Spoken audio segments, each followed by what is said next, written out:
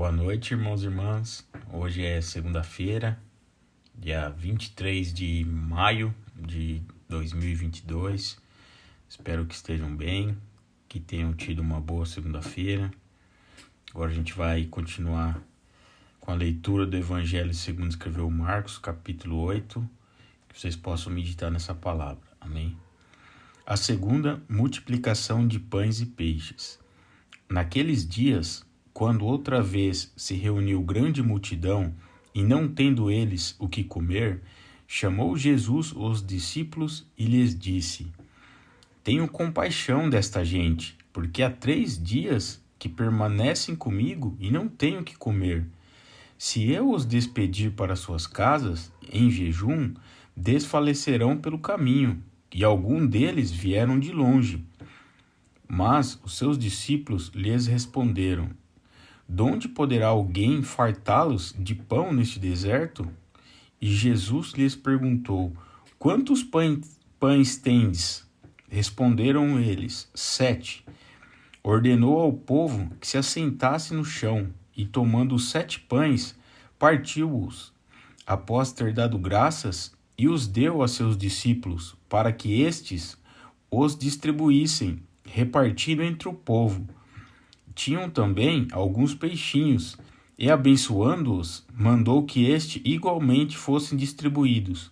Comeram e se fartaram, e dos pedaços restantes recolheram 7 cestos. Eram cerca de 4.000 homens. Então Jesus os despediu. Logo a seguir, tendo embarcado juntamente com seus discípulos, partiu para as regiões de Dalmanuta.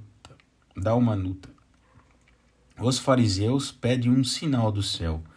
E saindo os fariseus, puseram-se a discutir com ele, e tentando, pediram-lhe um sinal do céu.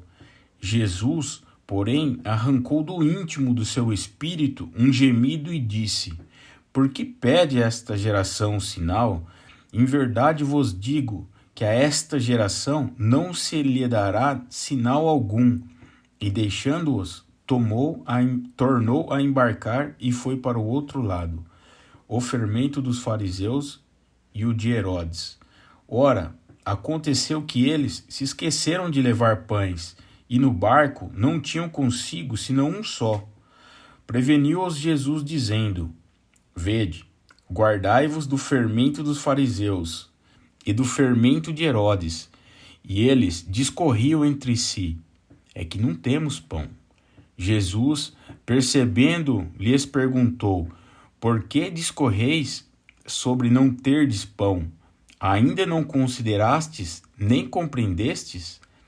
Tendes o coração endurecido? Tendo olhos, não vedes? E tendo ouvidos, não ouvis?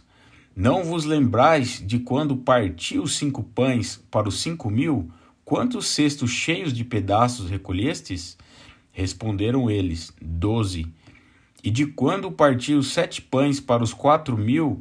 Quantos cestos cheios de pedaços recolhestes? Responderam: 7. Ao que lhes disse Jesus: Não compreendeis ainda? A cura de um cego em Betsaida. Então chegaram a Betsaida e lhe trouxeram um cego, rogando-lhe que o tocasse.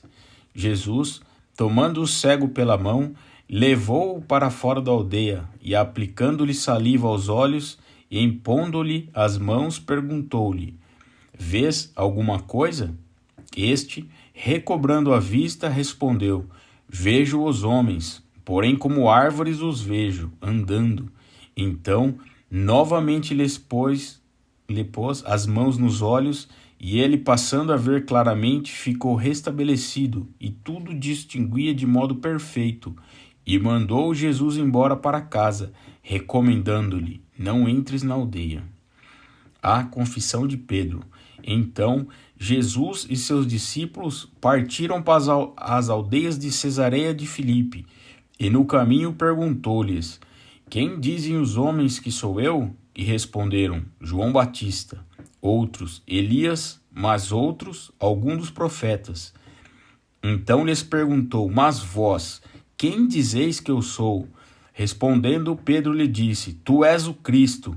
advertiu-os Jesus de que a ninguém dissessem tal coisa a seu respeito. Jesus prediz a sua morte e ressurreição. Então, começou a ensinar-lhes que era necessário que o Filho do Homem sofresse muitas coisas, fosse rejeitado pelos anciões, pelos principais sacerdotes e pelos escribas, fosse morto e que depois de 3 dias ressuscitasse. E isto ele expunha claramente, mas Pedro, chamando-o à parte, começou a reprová-lo.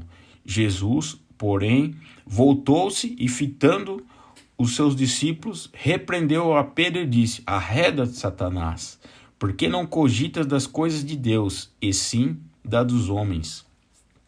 O discípulo de Jesus deve levar a sua cruz.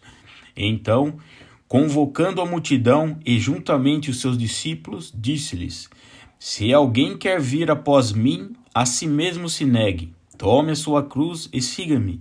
Quem quiser, pois, salvar a sua vida, perdê-la-á. E quem quiser perder a vida por causa de mim e do Evangelho, salvá-la-á.